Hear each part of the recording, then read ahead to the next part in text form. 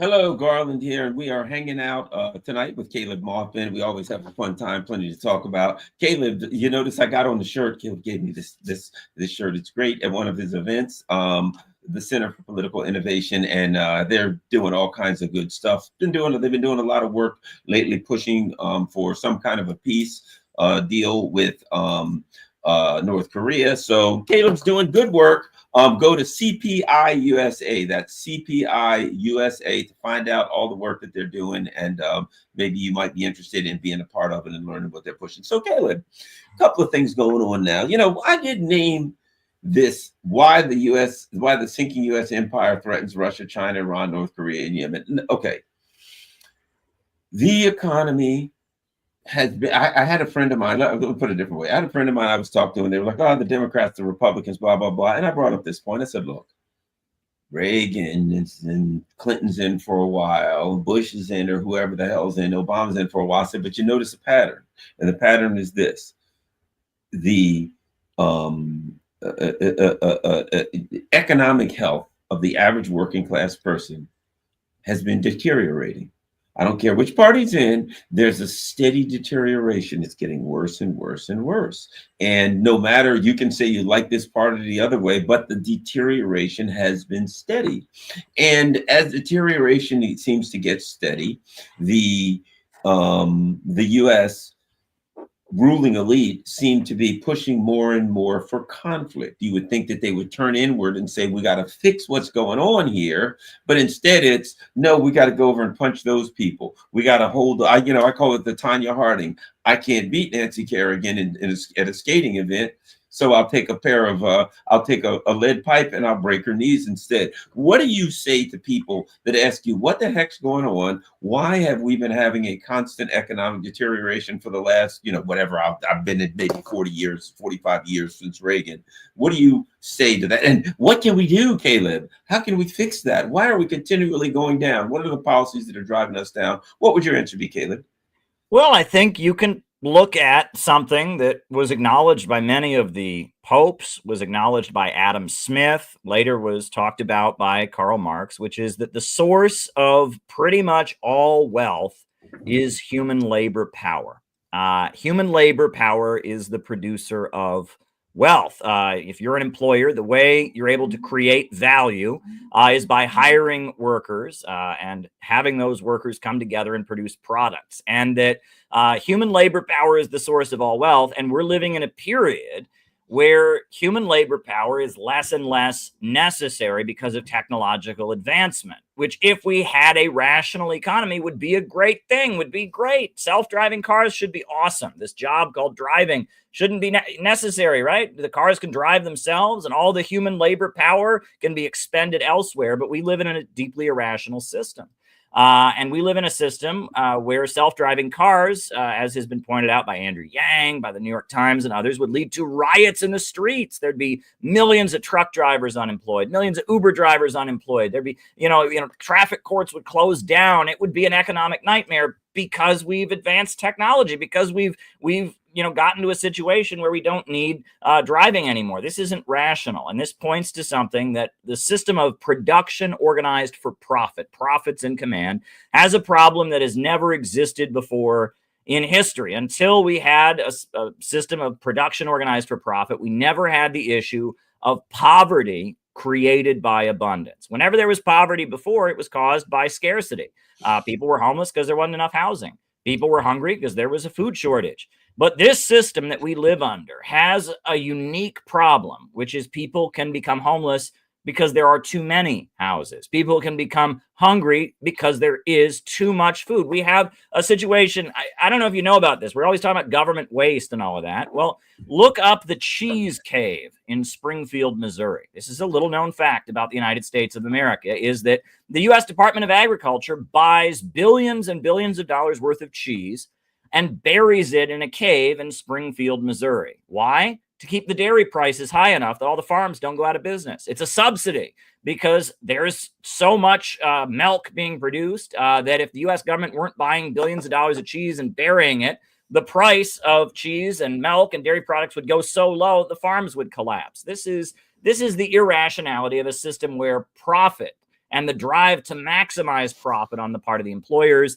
defines production. And whenever you have a big technological leap in this system of production for profit, you tend to have a big economic fallout afterwards. I saw Andrew Yang, the founder of Alibaba, the brilliant CEO from China, saw him speak when I was in Russia a few years back. And one thing that he said is he pointed out that World War I came after a huge amount of great technological innovations. World War II came after the Great Depression, and the Great Depression came after a huge amount of technological innovations. And this irrational problem of poverty created by abundance, technological leaps leading to unemployment, it points to the need for a rationally planned economy. We need society as a whole to rationally organize production so that we don't have this issue. So as technology advances, as human labor becomes more productive, society gets wealthier in the process. We don't have that. We live under imperialism.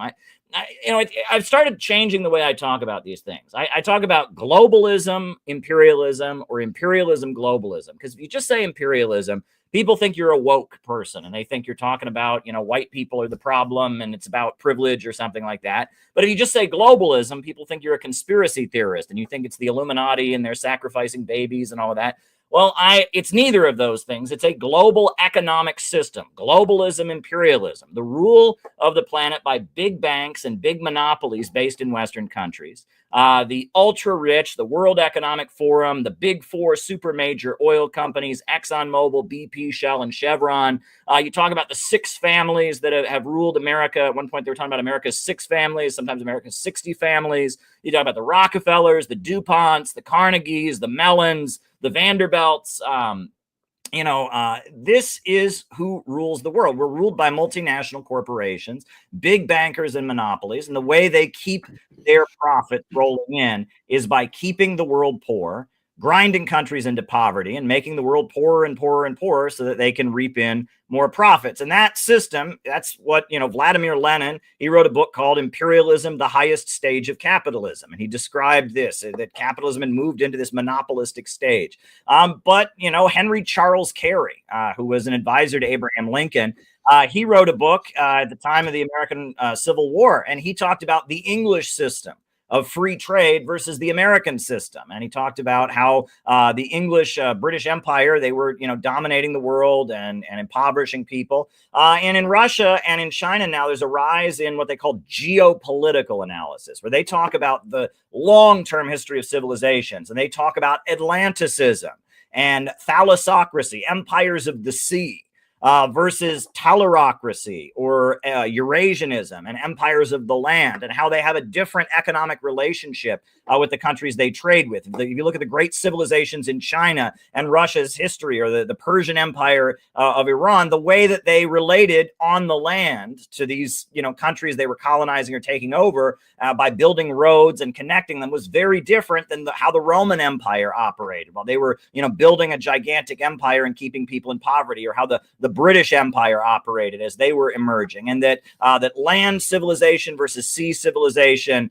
You can talk about the English free trade system and the American School of Economics. You can talk about imperialism, the highest stage of capitalism. But we're all pointing to the same thing, which is the rule of the world by huge multinational corporations that are trying to maximize their profits. And they have this big problem, which is that human labor has become more productive than ever and is less and less necessary than ever. And the technology is creating more abundance than ever. And that leads to their system having a big crisis rooted in its own irrationality. So, I mean, that's a lot. That's a lot of understanding, but that's kind of where I'm at. I see imperialism, the Western financial order centered around Wall Street and London banks. I see that system as in complete free fall right now. And that's what's behind all these divisions among our elite. And that's why they're desperate to beat down the rising block of opposition. It's emerging because they don't have this problem. China doesn't have this problem. Russia doesn't have this problem. The African countries that are raising themselves up. Burkina Faso is doing amazing stuff. Ibrahim Traore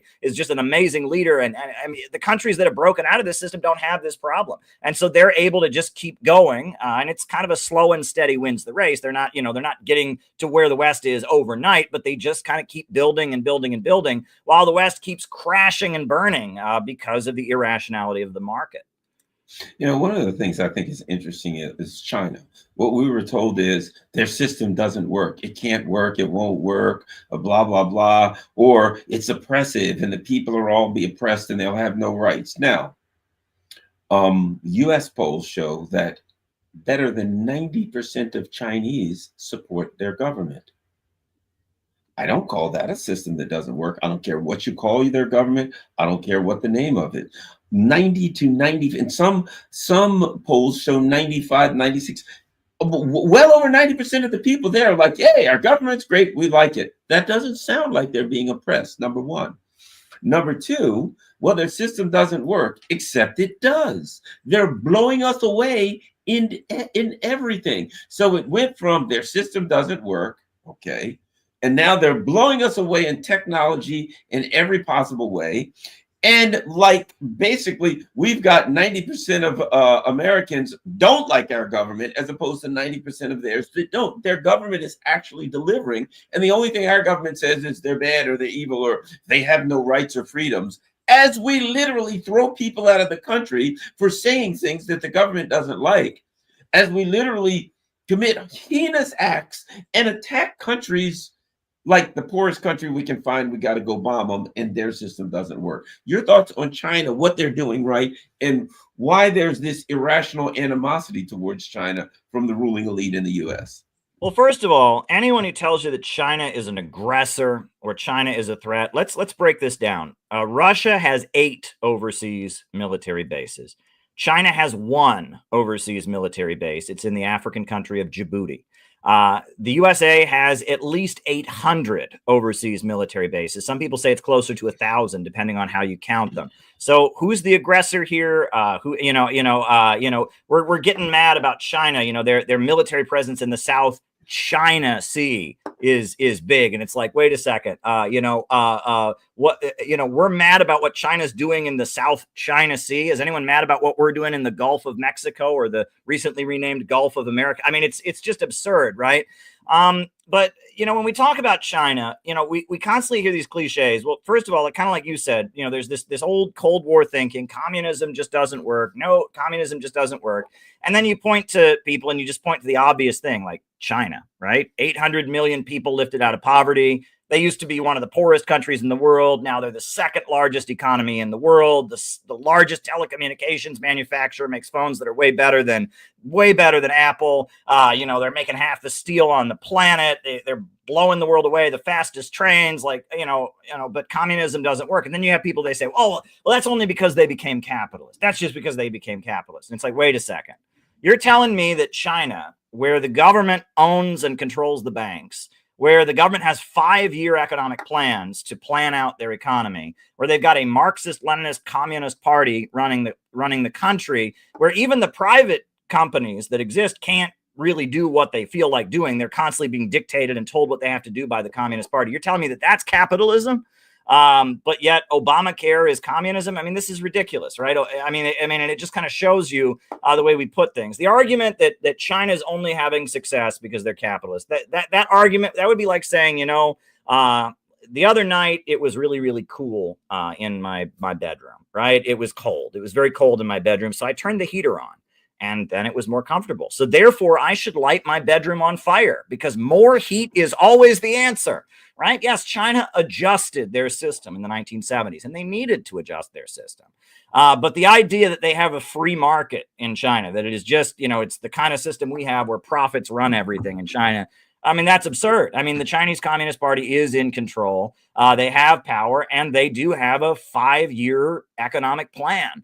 Where they say, look, we need to eradicate poverty. We need to have growth in these sectors. And the state sits there and plans it. I remember when the U.S. economy crashed in 2008, right? The 2008 financial meltdown. China just kept going. I mean, they lost investment from other countries. But in terms of their economy, the government just stepped in and said, nope, we're going to do this. 2015, I will never forget. And I wrote an article about it at the time when I wrote it for RT.com, the collapse that never happened. China's stock market dropped by 60 points in one day. And everyone said, this is it. This is it. This is the end of China. Their stock market collapsed by 60 points in one day. And in America, if that happened, that would be like the end of civilization. There'd be riots in the streets. Food would stop getting delivered. The lights would go off all over the country. Like if our stock market went down, like their stock market went down, it would be a nightmare. China's stock market went down by 60 points. And you know what happened? Nothing. Nothing, because most of China's economy has nothing to do with the stock market. And then it went down by 60 points. And so what did they do? The Chinese government called up everybody who was a shareholder, and they said, if you short sell, which is if you bet money that a stock is going to decrease, you're going to jail. We'll put you in jail if you short sell. And on top of that, they froze the selling of stocks on all government-owned industries. And then within a week, their stock market was even higher than it had been before it crashed. And everyone's like, how did that happen? Well, it happened because profits are not in command. That stock market exists. It's a vehicle for bringing in foreign investment. It's a place that people that are wealthier can throw their money around or whatever, but it doesn't really have the power. In America, the stock market rules. The government is just kind of a middleman facilitating the rule of the stock market. In China, the government rules, a government that comes out of an anti-imperialist, anti-colonial revolution. They rule. And they set up a stock market for their own convenience to bring in investors to, and it's worked out pretty well for them. But when that stock market fails, they just step in and take care of business. And, I've been hearing my whole life, China's going to fall. China's about to fall. They haven't fallen yet. They haven't fallen yet. Yes, according to the laws of the capitalist market, they should have fallen about 6 times by now. They don't play by those rules. And one thing that China does is they invest in their population. Right? Because as I said at the beginning, human labor power is the source of all wealth. And, the way Bernie Sanders talks about these things, right? I mean, the way American discourse, we talk about, in Europe, they have free healthcare, they have free college, and we talk about that like it's a giveaway, right? The right wing says, well, you got to work for things, don't be lazy and all of that. Don't want the government to take care of you. Left wing people, they point out, well, hey, the government, gives free money to corporations all the time. It gives handouts to rich people. Why shouldn't they give a handout to us? Well, they've got a fair argument, but that's not the way these things are discussed in China. The way China sees it is by giving people access to healthcare, by building universities and subsidizing students to go to them. They're investing in their population because they want to have a strong country. And to have a strong country, you need productive workers. And if you're going to have productive workers, they need to be healthy. And if you're going to have a strong country, you're going to need educated people, scientists, engineers, doctors, college professors, mathematicians. And so you're going to have to invest in educating those people so they can do that. And they don't see it as we're giving a handout, to people. They see it as investing in producing a productive economy because human labor is the basis of all wealth. We have an economy that is largely based on what they talk about fictitious capital. Right? We know derivative ripoff schemes, Wall Street gambling casino. That's not where real wealth comes from. Real wealth comes from human labor power, human innovation and creativity. And China has invested in that. In America, we've utilized Cold War brain drain. Basically, we don't educate our population. We have one of the worst education systems in the Western world, with the worst scores in math, the worst scores in science. And that's okay because we'll just bring in people from India and Africa and Eastern Europe and all kinds of other countries. We'll bring them here and we'll have them do it. And that hurts those countries. The developing countries really need engineers and scientists and doctors and people like that to build up their countries. But if those folks can get their education there and then come to the United States where they can live a better life, then they're going to leave. So it's bad for those countries. And it's also bad for us Americans because our government's not investing in us. And, they have a supply of doctors and engineers and scientists coming from India and Nigeria and in Eastern Europe and places like that. And we're not getting better educated and we're not, having a better workforce. So it's a lose-lose situation. The only people who win are the imperialists, the big monopoly corporations. And this started during the Cold War. And this is what that Berlin Wall was really about. That's what the Berlin Wall was really about. That's the dark secret no one wants to tell you, right? We're told the Berlin Wall was erected in East Germany. Why? Because communism is just so bad. Everyone wants to flee. So you have to build a giant wall to keep them in. That's not the truth. The Berlin Wall was built because at the time that, World War II had just happened, all kinds of people had died. Germany was completely destroyed. A lot of Europe was destroyed. And the Soviet Union was trying to help the countries that were aligned with them to rebuild. And most people were benefiting from this. They got a guaranteed job. They got guaranteed health care.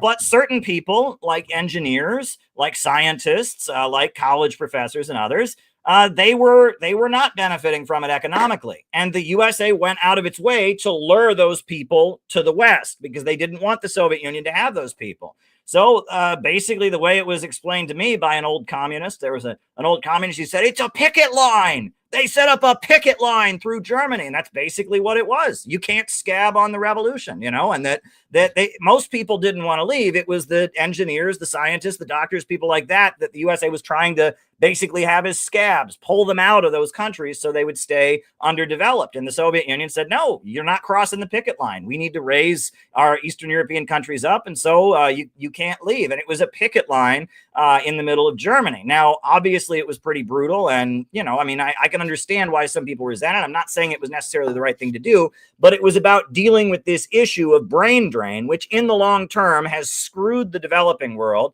And it has screwed over Americans. So if you don't like the fact that we have a shitty educational system in America, if people in the colonized countries and developing countries of the world don't like the fact that they lose all their engineers and scientists, you really shouldn't be complaining about the Berlin Wall, because it was an attempt to deal with that issue. Obviously, it didn't work, but you know, that's where the Berlin Wall actually came from. Interesting fact. You know, it's a perfect example of the discussion that people are having about these, what are they, H-1B visas? That, okay, what does Silicon Valley do?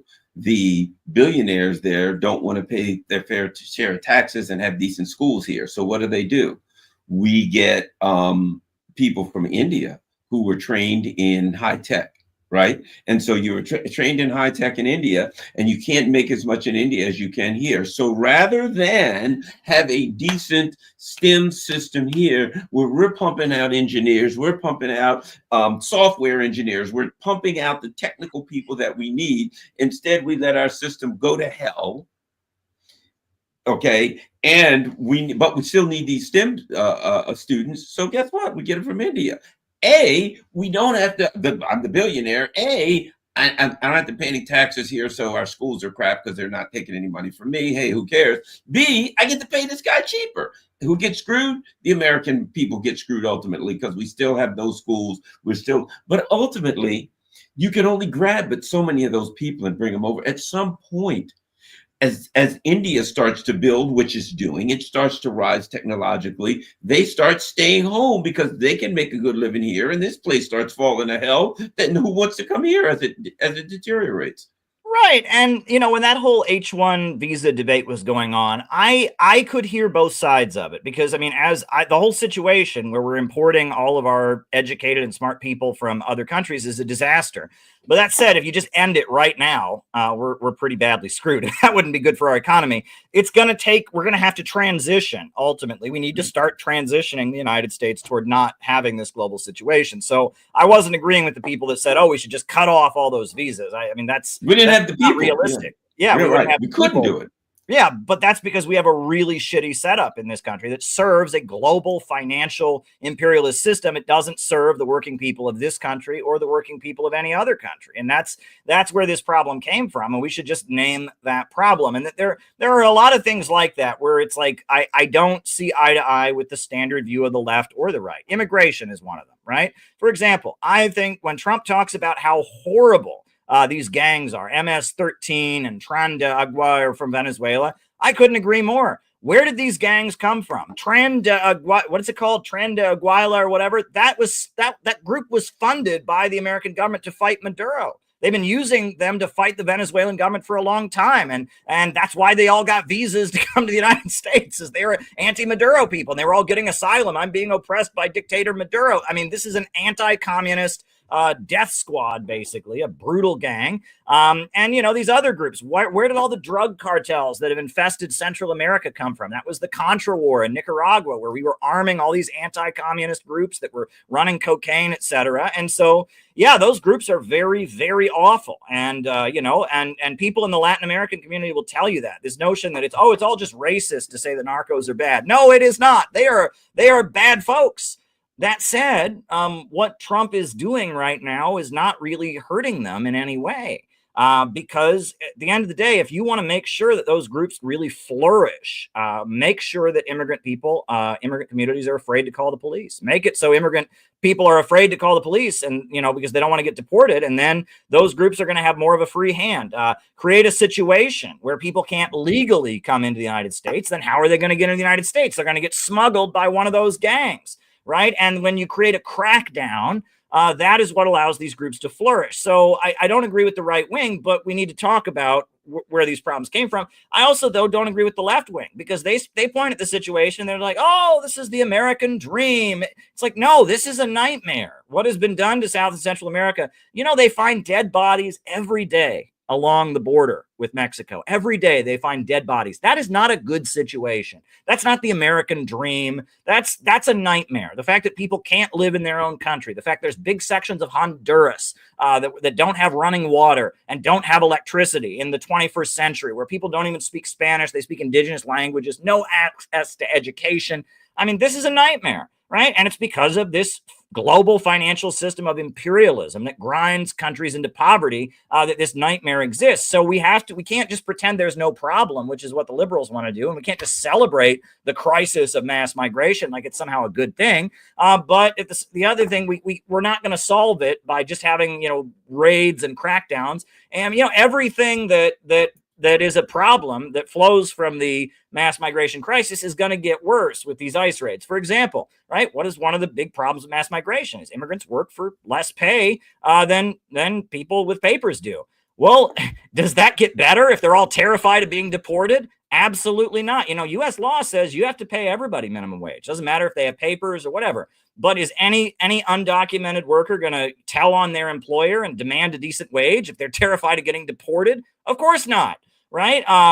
So, I mean, it's the solutions that I'm hearing from conservatives to deal with a crisis that they acknowledge are not real solutions. So, and I also hear conservatives, they just want to gloss over the fact that this is an anti-communist, anti-Maduro gang. Why doesn't anyone bring that up? They make it sound like Maduro sent these people here or something. I mean, it's like Maduro had these people in prison. They started in the prisons, where they were drug dealers and anti-communist thugs and others who'd been in prison, and they started this gang, and then the USA brought them in, rewarded them with visas. So how are you blaming Maduro for the evil things that this gang does? If anything, we should be blaming the CIA. And I will say this, when Trump designated MS-13 and the gang from Venezuela, I always mispronounce their name, when he designated them as terrorists, I don't agree with that, because I don't agree with the Anti-Terrorism and Effective Death Penalty Act. I think that law is unconstitutional, doesn't make clear what support for a terrorist group is. But then I saw the New York Times and all these mainstream media outlets get really upset that Donald Trump did that. And I started reading those articles, and I saw what was going on there. And we've been using those groups to fight against Maduro. And now it's way harder to have the CIA give people guns and all of that if they're designated as terrorists. That's what they were mad about, right? That's what you read it. It was very careful. It says it was part of police operations. Sometimes you have to aid these people, and in different places it makes it harder for us to compromise. We've been bribing these people to fight Maduro, and Trump made it a lot more difficult by designating them as terrorists. So in a way, I can appreciate Trump doing that. And that's kind of like Tulsi Gabbard getting angry about the USA funding Islamic extremists around the world. It's a similar thing. There's an understanding that if we keep giving guns and weapons to really nasty folks, they'll turn around and hurt us. And it's the same in the Middle East with the Islamic extremists we've been arming. And it's the same in Latin America with the drug dealers we've been arming. So I understand why there's been a shift. And that's what makes me think that there could be some improvement from the Trump administration. We're just going to have to see. But behind there's a real debate here, and neither the left nor the right wants to talk about the real controversy going on.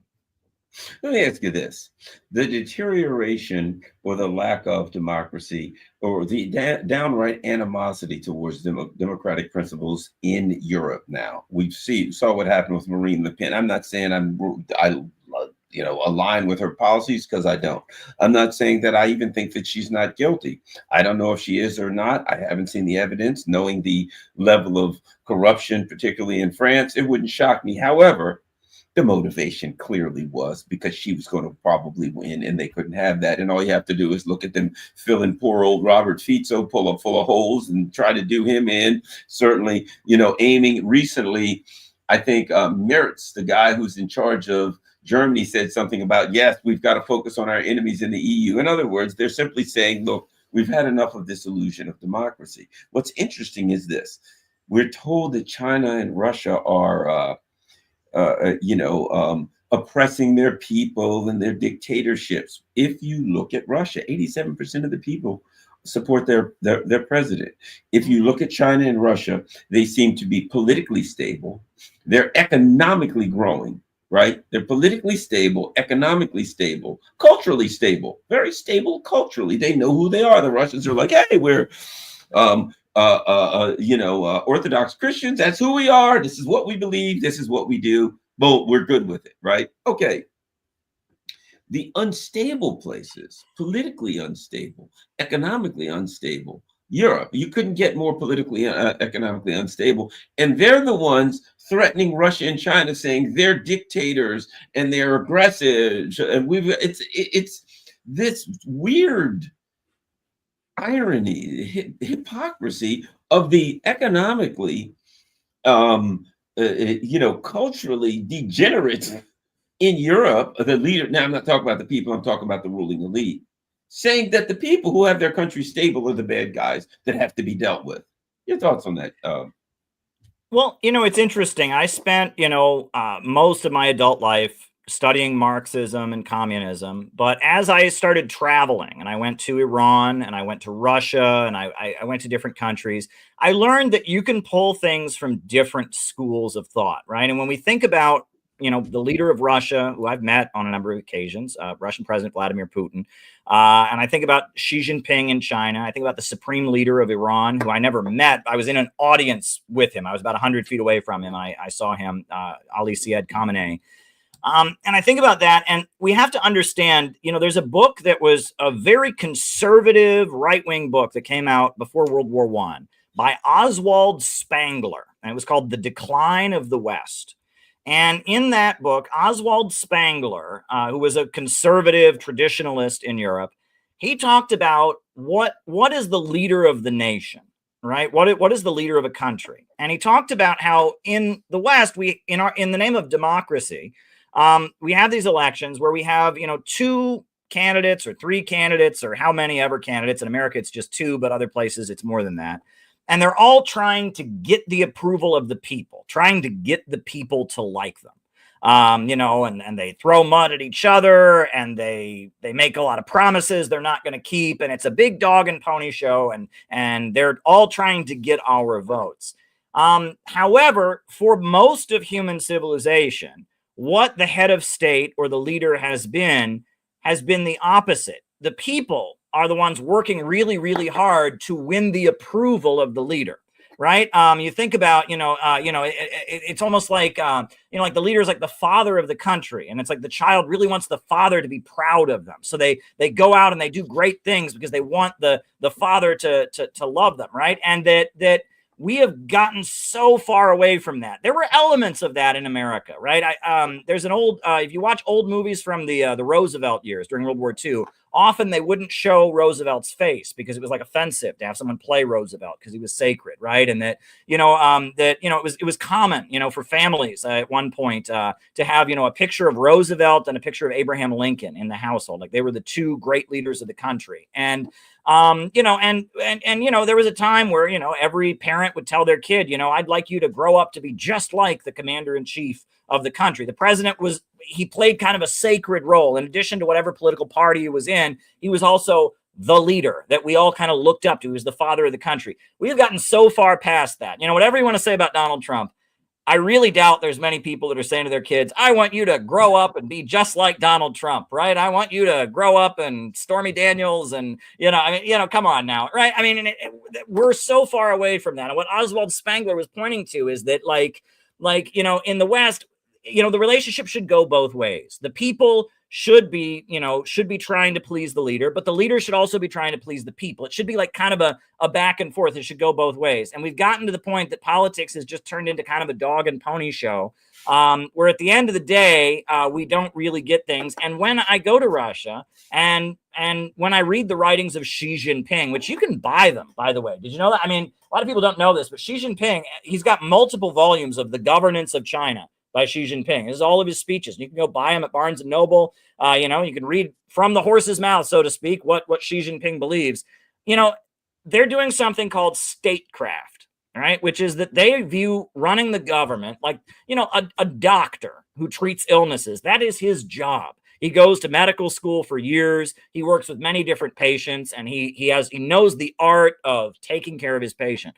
They view being the leader of a country like being a doctor, right? It is a job that you learn. And I know Xi Jinping, he was in local government first, and he proved himself in local government. He was the mayor of a rural village, and he actually studied in Iowa. Did you know this? He actually studied in Muscatine, Iowa. In the 1980s. He was the mayor of a village, and he went to Iowa, and he slept in a farmhouse in Iowa for a few days, and he studied agricultural techniques at a farm in Iowa.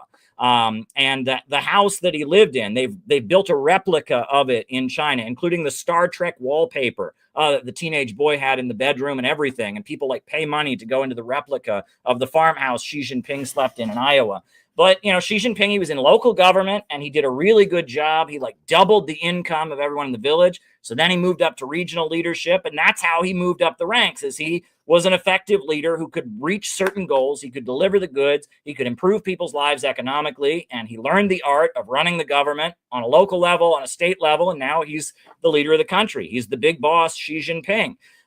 Because it's an art, right? And that, in the old kind of Soviet-style communist way of doing things, the Communist Party, that's the ruling party, not everybody joins it. You join it if you want to be a political leader, right? If you want to be a doctor, you go to medical school. If you want to be a soldier, you go into the military. If you want to be a bricklayer, you go and have an apprenticeship with a bricklayer. If you want to be in politics, you join the young everyone's in the Young Pioneers Club, which is like the Boy Scouts or whatever. But then once you get to high school, it's optional. Most people don't join the Young Communist League, the youth organization. That's high school, college age.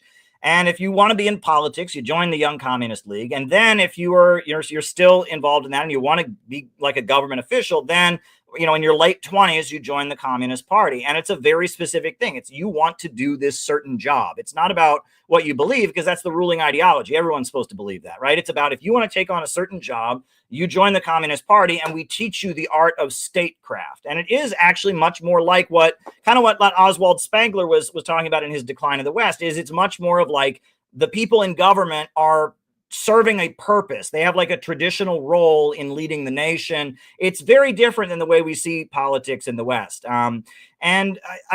In the West, we kind of have this feeling that the government is best that governs least, right? We kind of just want the government to just step back. And there's a feeling in the East, especially, that the government has a job to do. They have to deliver the goods or they're out of there. And the reason that Putin is so wildly popular is they were in a nightmare at the time of the fall of the Soviet Union in the 90s, and he fixed it. And he really improved things. And he centered the economy around state-controlled oil and gas revenue. And with Gazprom and Rosneft, they were selling oil and gas on the international markets. Then Bush invaded Iraq and drove the oil prices up by blowing up Iraq. An oil-producing country was destroyed. We had like $120 a barrel, the highest oil prices in history. Russia had a huge amount of money. Putin used that money to rebuild their industries, and he launched the Priorities of Life program, which was about improving housing conditions, etc. And like during Putin's first term in office, the wages of your typical Russian person tripled. Now, there was a lot of inflation, so it's not exactly like you were making 3 times what you made. That's still pretty dramatic, right? Inflation, but I mean, can you imagine your income multiplying by 3? That's what Putin delivered in his first term. That is really, really effective government leadership. And he did it with state management of the economy. And Russia has been rising and rising and rising ever since. In 2014, Russia, they couldn't import any agricultural products from Europe. They couldn't get baby food from Europe. They couldn't import things.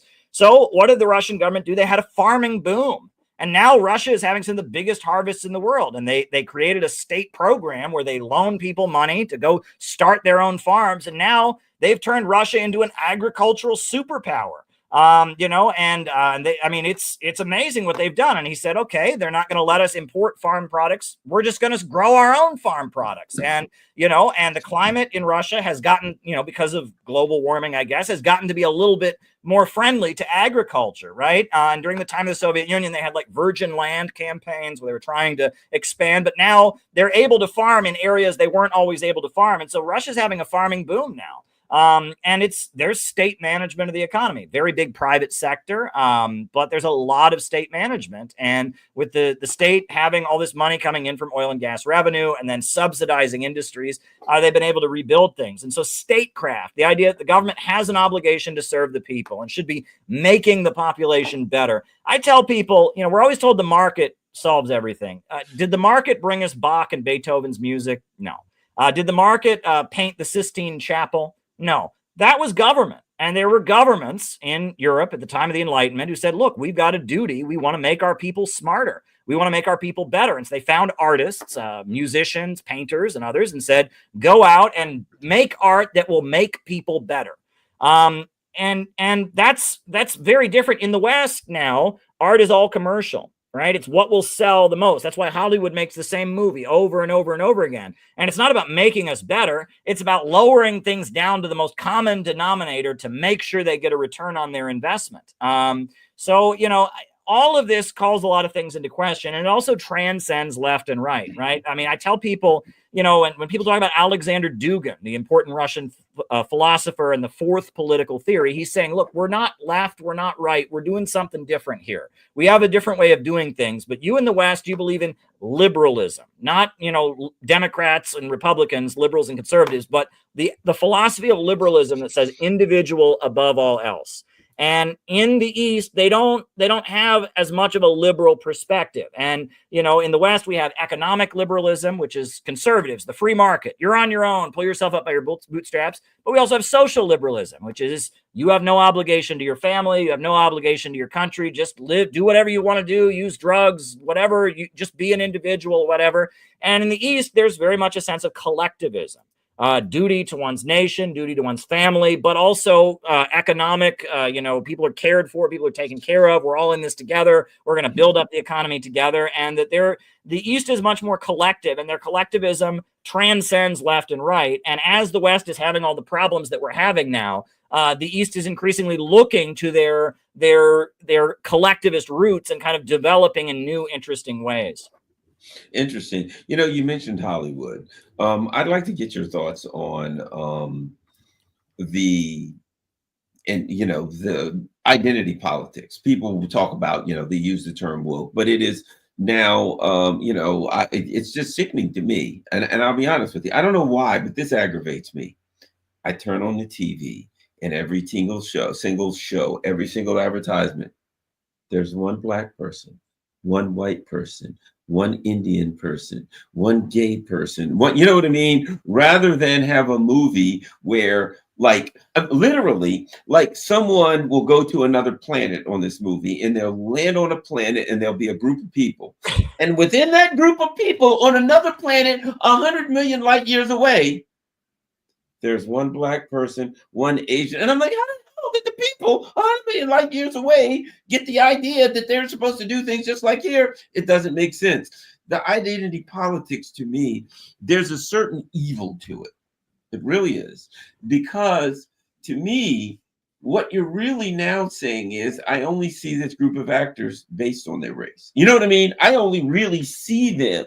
Okay, let's set up for the movie. We got to have 4 people who are going to be the stars. One of them has to be a woman. One of them has to be a gay person. One of them has to be a Latino. One of them has to be a Black. One of them has to, we need a Black female. We don't have a Black female. So there's no, hey, let's see who's really a great actor or actress. Let's do this or that. They even do that with the writers. And then it ends up being a crappy movie. And to me, identity politics, it just feels horrible that there's an evil to it that replaces something real with something that looks like it's real, but it's very, very fake. Anyway, your thoughts on identity politics? Well, it's interesting. it cheapens everything, right? They made the all women version of Ghostbusters, you know, and it was like a gimmick almost, and it's kind of it has a fake quality to it, right? Where we're checking off the boxes, right? You know, we're not coming up with a good story. We're just checking off the boxes. We're going to get our diversity points or whatever. It's you know, it's interesting because there's a type of like low budget movie that they made in the 70s. They used to call them black exploitation films. You know, like Foxy Brown, I think, was like a woman who was like a police officer or like a superhero. Right. And there was Shaft and the Superfly and stuff like all of that stuff. Yeah. Right. Well, you know, those films, they were very much aimed at a black audience and all of that, but they tended to have somewhat of a socially conscious message. You know, they tended to talk about racism. They weren't just checking off the boxes, you know, they were obviously very much aimed at one particular community. They were, I guess you might say, pandering, but there was politics involved. It wasn't just checking off the boxes. There's one movie from those years that is actually, it's pretty wild. They made the movie, it was, I think, in 1970, maybe 1971, and then they would not release it. For years, they wouldn't release it because they thought it was a threat to national security. I don't know if you ever heard of it, The Spook Who Sat by the Door. Yes. Yeah, and that movie is about like a black CIA agent who becomes a revolutionary, basically. And they like suppressed that film for years. They thought it would inspire, you know, terrorism or insurrection against the American government and stuff. And you know, people like to ridicule those movies, but compared to what they do now, I mean, you know, it's weird how these things work. And I will say that, you know, Hollywood is a tool of imperialism, right? I go to the movies, and, you know, I go to the movies and I always think while I'm there, you know, I was told years ago, bring your class glasses to the movies. And there was a communist group that I knew of that was very, very stoic in the way they operated. To be in this communist group, you had to have a specific job in a specific industry, and you worked in the industry, and you know, and then you sold, you know, communist literature to your coworkers, and then you had your party meeting on Saturday, and then on Sunday, you and your comrades went to the movies so you could talk about the movies with your coworkers. And you watched the movie and you gave a political analysis, an understanding of the movie from the Marxist-Leninist perspective, right? Some of these groups were very, very, very extreme, I guess, in the way they viewed things. But, you know, I was always taught to, you know, bring my class glasses to the movie, to view the movie in a very, you know, and what are they saying? And to also point out that, you know, it can be a good movie and be wrong. Right. Because I've had people, I'll politically critique their movie. They get very defensive. I'm like, it's a good movie. It's just the message that it's putting out is not necessarily a good one, you know, and I try to think about it that way. And that you'll notice that one thing that we are obsessed with, Hollywood is obsessed with this. It's like an obsession.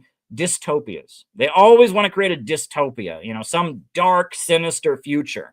And that is such a fixation. Every science fiction movie, everything is, they've always got a dystopia they want to sell us. And that is something that I think is rather unhealthy. You know, we're always looking for some dark dystopia, and that you can see that over and over again.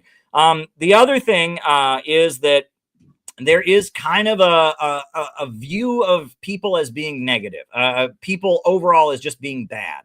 Human beings are bad deep down. We're our own worst enemies and all that. And that's a really common theme in Hollywood as well. And, you know, Hollywood has evolved and adapted. You know, I always tell people, if you want to know how much American society is founded in racism, look at the fact that the first of every movie in Hollywood is a racist one. What was the first full-length movie? It was The Birth of a Nation, right? And what was the first talking movie? It was The Jazz Singer, which is also a pretty racist movie. And what was the first cartoon? It was Steamboat Willie, which is also pretty racist. It was a Disney cartoon. It's like every first in Hollywood was racist if you look at it. But at the same time, you know, Hollywood, it's always kind of pushing the envelope, right? Because, you know, Hollywood wants to sell tickets, and a good way to sell tickets is to, you know, push the envelope a little bit, make people a little bit uncomfortable. So Hollywood is very liberal in a social sense, right? It very much, you know, likes to push the envelope of, you know, sexual innuendo and drugs and things like that. But Hollywood is also very wealth focused.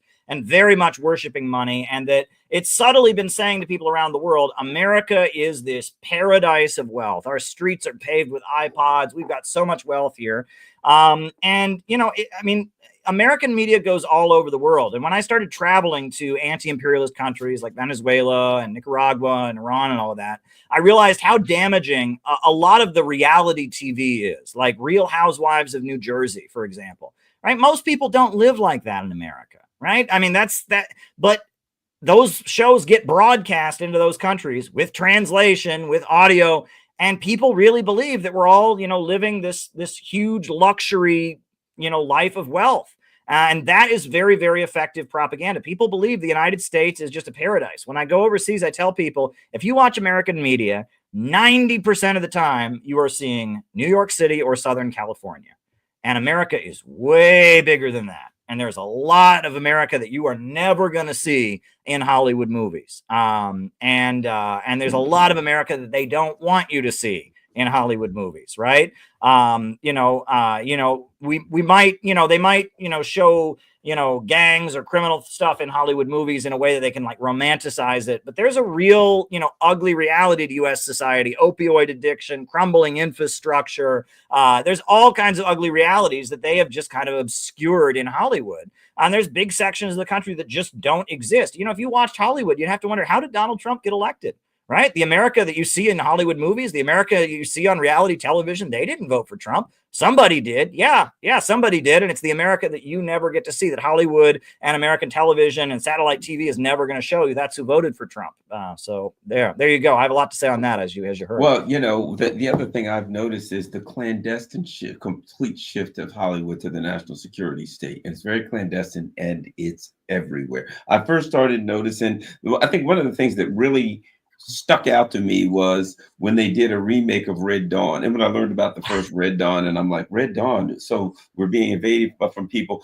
They were the Russians, they were the Nicaraguans, and the Libyans. Remember that? They had soldiers from Nicaragua and Libya. It was like a list of countries that Reagan and the CIA were after, that saw as adversaries, were all put together in a group, and they were supposedly invading the United States. They came all the way across the country, and they came up through Nicaragua to get us, right? Okay.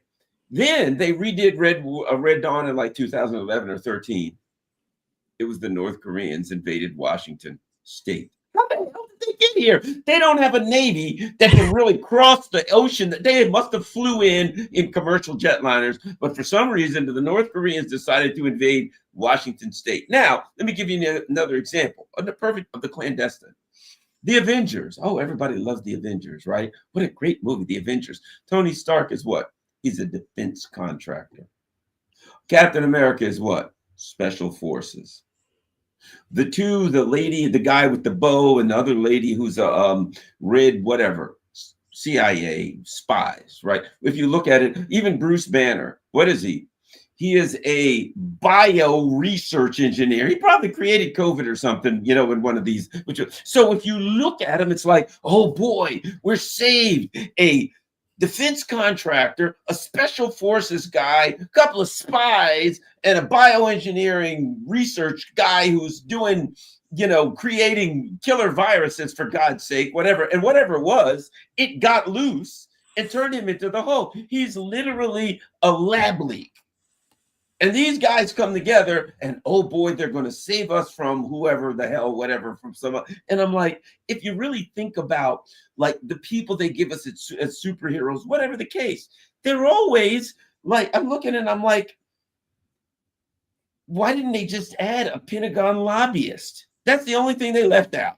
To lead of them all, I guess we needed a Pentagon lobbyist. And might I add, they're all a member of Samuel L. Jackson runs like some clandestine CIA operation who has unbelievable technology, effectively flying, what would you call them? Like gigantic ships, you know what I mean? Flying aircraft carriers effectively, right? And I'm looking at it and I'm like, that's the national security state. And they're like clandestinely training us to love and expect the national security state. What are they doing? they're protecting us, and that's Hollywood. Well, Red Dawn. So I first heard about the movie Red Dawn when Timothy McVeigh got the death penalty, because they mentioned that that was his favorite movie. I guess Timothy McVeigh, the Oklahoma City bomber, he was in a militia group, and he like fantasized that he was going to fight. If that guy wasn't an FBI, CIA operative, I've never seen one. I've heard a lot of people very suspicious about his background. Yeah, but I had never seen it, and when I was in college, I heard there was this anti-communist movie from the 80s, and I started trying to watch it. I couldn't finish it. It was just so boring. I mean, it was just so bad, right? And I just remember the part where they arrest the father of one of the kids. What was right? the name of the movie again? Red Dawn. Yes. Oh, yeah. God. And the father of one of the kids is behind a fence, and they're showing him like communist propaganda on the screen, and he's behind the fence, and he says to the son, "Avenge me! Yeah. Avenge me!" It was just so hokey. But long story short, 2012, I'm a communist activist in New York City, and they make a new movie of Red Dawn. It's originally going to be about China invading the United States, right? And they film it as if it's going to be about China invading the United States. And I actually knew people that were in Detroit, and they were walking down the street, and all of a sudden they see all these people in People's Liberation Army Chinese military uniforms. Like, what's going on here? Well, they're filming Red Dawn in Detroit, and the movie comes, but then they realize that they can't sell the movie in China if it's about China invading the United States. So they edited the movie. They used like graphic editing, and they changed all the Chinese writing on the tanks and all that to be North Korean writing. And they made it about North Korea invading the United States instead of about China invading the United States, which is just like, that's classic. So then the day the movie came out, we had a protest against the movie. And we went to the movie theater. We had about 15 people. We protested the movie, and we got big North Korean flags, and we went into the movie theater. It was around the time of Occupy Wall Street. So they had the mic check where you like repeat after yourself. So we went into the movie theater. Red Dawn is lying war propaganda. We did a whole thing. And so I made a YouTube video of it. National Review magazine picked it up and ran an article, Occupy Wall Street supports North Korea. And so they published it. And long story short, when I went to Ecuador for the World Communist Youth Festival the next year, the North Koreans were there, and they recognized me, and they said, we saw that was all over television in North Korea. So apparently that, me and 15 of my friends, we protested Red Dawn, and it the North Koreans had seen it. So there you go. But that shows you how important what we're doing in the United States really is, right? That's what that showed me. And that also sometimes protesting a movie, you'd think that's just kind of a silly gimmick, but actually it's important because those movies are, really, really effective propaganda. A lot of Americans, what they know about North Korea is what they saw in Olympus Has Fallen, or what was the one, they made a movie where they assassinated the leader of North Korea. Oh, yeah, right? some stupid comedy. Right.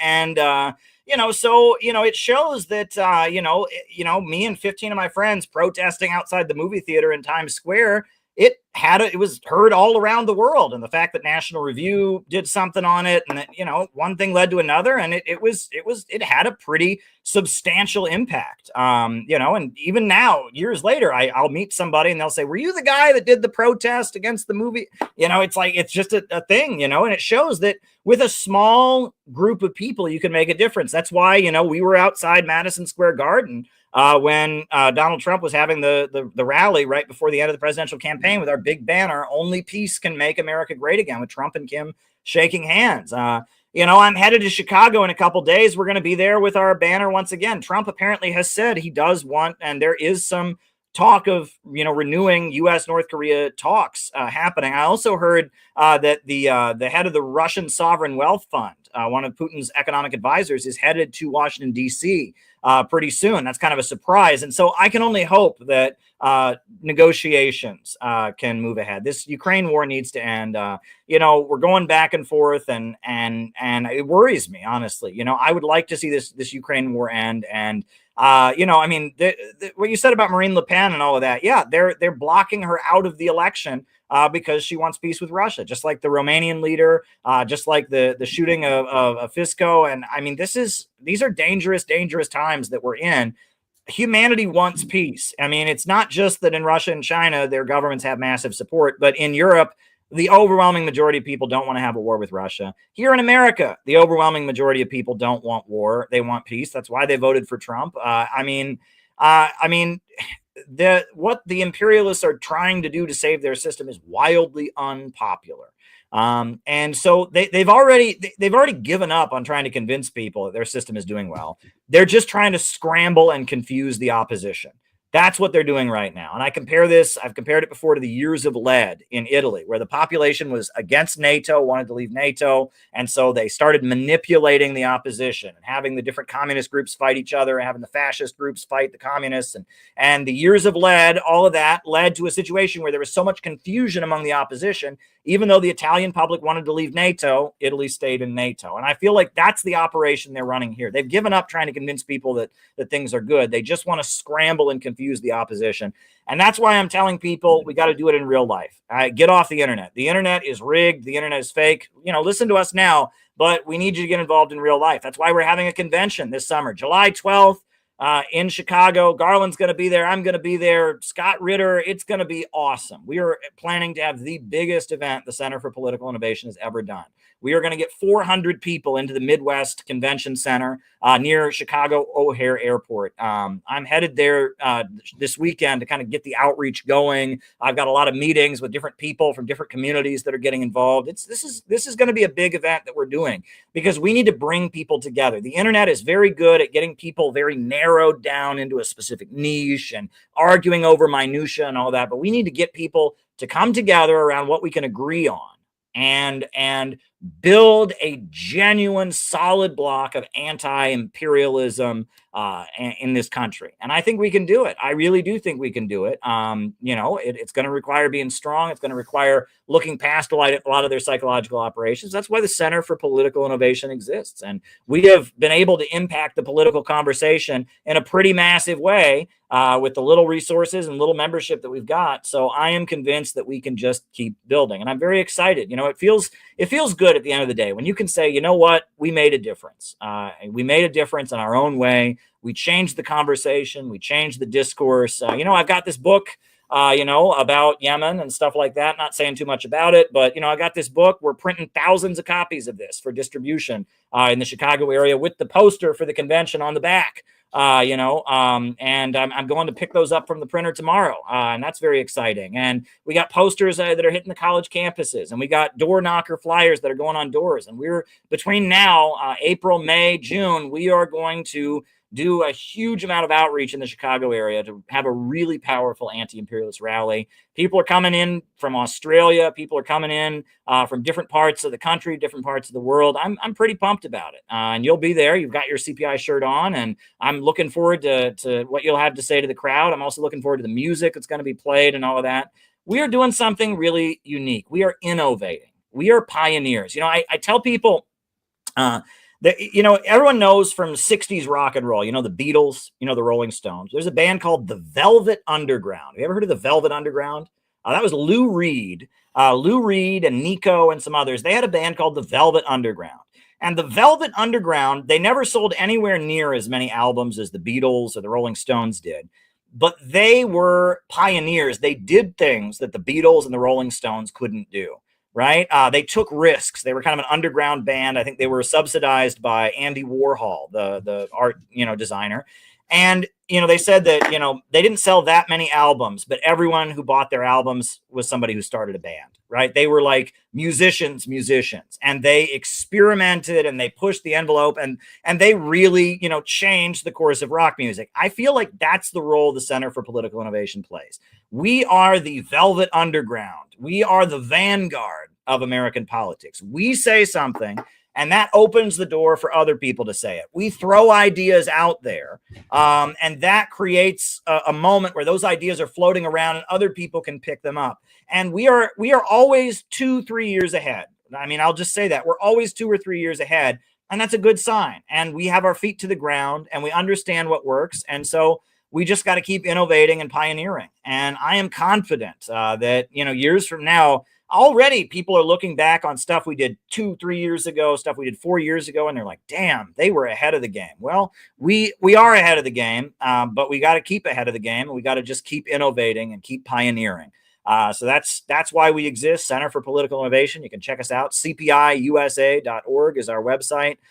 We got all kinds of new texts, and we're doing some exciting stuff. So get involved. That's what I got to say. Get involved. You're not meant to do this alone. Somebody that I talked to, one of our members out in Minneapolis, was saying to me, it's so demoralizing when you're on your own. You hear about what's happening in Gaza. You hear about everything that's happening. It just frustrates you. And if you're not part of a community that's actively trying to change things, knowing this stuff can just eat you alive. It's just too much to handle. But if you're with other people and you're pushing back and you're trying to change things, it can actually have the opposite effect. You can feel like you're part of something very, very special. You're on the side of right. So you need to be in a community. If you know this stuff, if you've been cursed with the knowledge of what's going on in the world and you know how bad things are, you need to get involved in pushing back against it. It's really the only way you can really feel good about this. I just wanted to throw that out there. So there you go.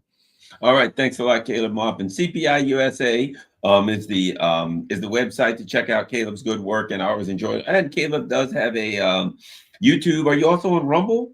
I am on Rumble.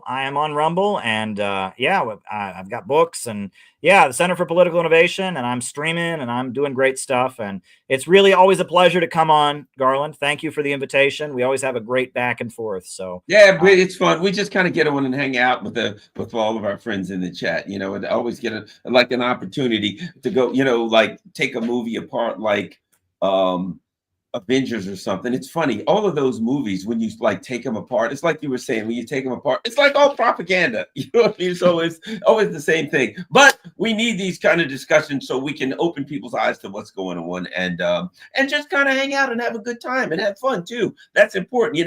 I've been around the CPI USA people. People are hanging around, they're eating, they have music, they're singing, it's camaraderie. All right, thanks a lot, Caleb. Everybody, make sure you share this on all your social media platforms. Follow me on Rumble, follow me on Rockfin, follow me here, and subscribe everywhere. And if you can afford to join, there's a little join button. You can click join, and of course, don't forget Caleb's channel. He's on regularly doing good stuff. Follow him and follow him on Rumble. We're out.